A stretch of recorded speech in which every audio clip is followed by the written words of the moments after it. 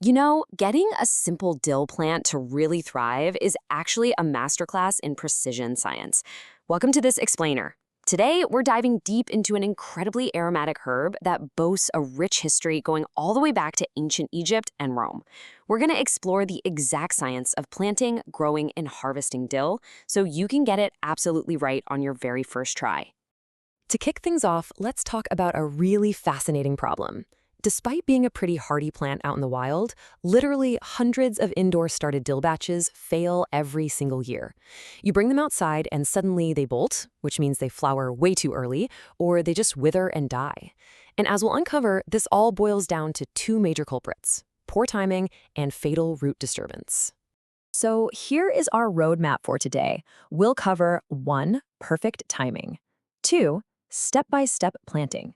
3. Care and maintenance. 4. Companion plants. 5. Harvesting. And finally, 6 mistakes to avoid. All right, let's jump right into section 1, perfect timing, and finding your ideal planting window. Now, what's really cool is how beautifully dill adapts to totally different seasons depending on your climate.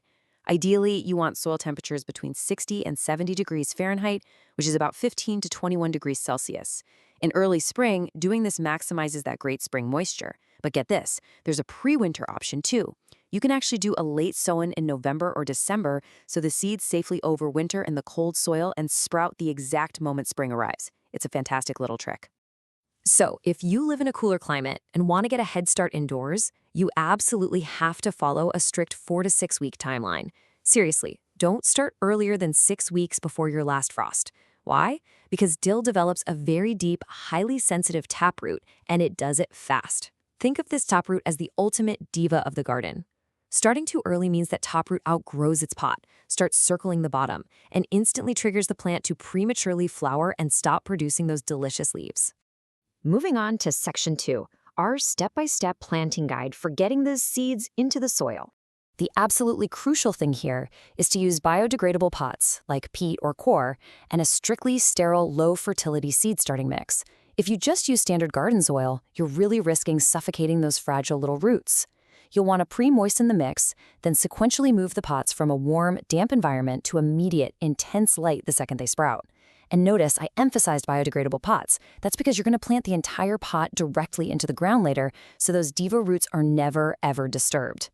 Okay, here's a golden rule that trips up so many beginners. Never bury your dill seeds deeply. Unlike a lot of other plants, dill seeds actually require direct exposure to light to effectively germinate. So just press them gently into the surface of the soil, give them a light misting, and let the light trigger that 7 to 14-day germination process. Let's move to section 3, dill care and maintenance. This is all about cultivating strong, resilient plants. You know, skipping the 7-day acclimation process, which we call hardening off, is literally the #1 reason indoor-started dill fails outdoors. And this isn't just about getting the plants used to the sun. It is a real systemic physiological adaptation. Over a week of gradual outdoor exposure, the seedlings actively thicken their cell walls. They deposit protective wax on their leaves, and they build vital antioxidant capacity to survive the harsh UV rays and wind. It's like a botanical boot camp. Now, what if you're growing in containers or out on an apartment balcony? Well, remember this magic number, 12. 12 inches, or about 30 centimeters, is the absolute minimum container depth you need. Anything shallower is going to restrict that notorious taproot and cause completely irreversible stunting of your plant. That brings us to section 4, companion plants, or dill's friends and foes in the garden ecosystem. Dill is honestly incredible at attracting the good guys: parasitic wasps, green lacewings, and ladybugs.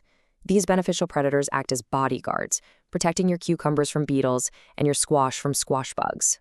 But you've got to be careful. Keep dill far, far away from its botanical cousins in the Apiaceae family. We're talking fennel, carrots, and cilantro.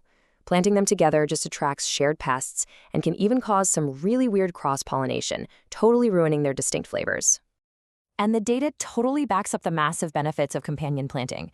Studies actually show a 1.6-fold boost in helpful pest-eating insects when dill is planted alongside kale, compared to when kale is just planted all by itself. It's basically like hiring a microscopic security team for your vegetables. Section 5, harvesting and uses. let's talk about timing your harvest for optimal flavor. So all that classic flavor in dill, it comes from specific essential oils like carvone. These oils are at their absolute most concentrated right before the flower buds, or umbels, open up.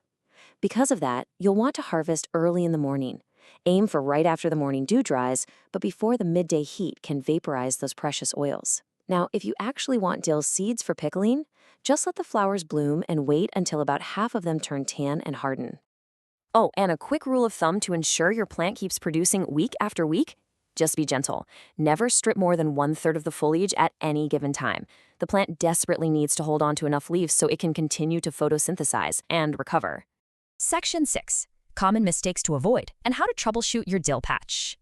Things can definitely go wrong, from leftover fungi in dirty trays that just instantly wipe out seedlings, to using dead seeds that are more than 2 years old, to planting in stressful, compacted clay soil that completely stalls the taproot. Avoiding these specific, super common errors will drastically improve your yield. Also, watch out for indoor grow lights. Giving dill more than 14 to 16 hours of light tricks the plant into thinking the season is ending, which makes it bolt and flower immediately. In fact, when we look at the analysis of hundreds of failed home-started batches, it shows that nearly 90% of all failures boil down to just those 5 highly preventable mistakes.